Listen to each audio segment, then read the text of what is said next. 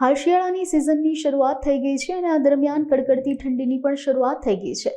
ત્યારે ભાણવડમાં કડકડતી ઠંડીમાં લોકોને સહારો કરવા લંડનની સંસ્થા શ્રી જયરામ મંદિર and community centre green code UK દ્વારા 3200 ગરમ ધાબળા વિતરણ કરવામાં આવ્યું હતું। તેમજ ભગત દવારામ ત્રિકમજીની જગ્યા ભાણવડ દ્વારા ગાદીપતિ નિકુંજ ભગત દ્વારા વિતરણ કરવામાં આવ્યું હતું, જેનો લાભ લેવા બહોળી સંખ્યામાં લોકો જોડાયા હતા। જલારામ બાપાની જય, દવારામ બાપાની જય। દેવભૂમિ દ્વારકા જિલ્લામાં ભાણવડ ગામે ભગત શ્રી દવારામ ત્રિકમજીની જગ્યા આજ 170 વર્ષથી અવિરત સેવા કરતી સંસ્થા છે, જેમાં અનેક જાતની સેવા પ્રવૃત્તિઓ થાય છે, જેવી કે ગૌશાળા, શ્રદ્ધાવત, ધર્મશાળા, અતિથિગૃહ, બારેમાસ શાસ્ત્રીગૃહ, ગરીબોને અનાજ, બીમારોને દવા, કપડાની મદદ, અપંગતો, પાણી સેવા, કબૂતરને ચણ, કીડિયારું, કૂતરાના રોટલા, ધાબળા વિતરણ, અનાજની કીટનું વિતરણ, આવી વિવિધ સેવા પ્રવૃત્તિ કરતી આ સંસ્થા આજે 5 પેઢીથી અવિરત ચાલુ છે।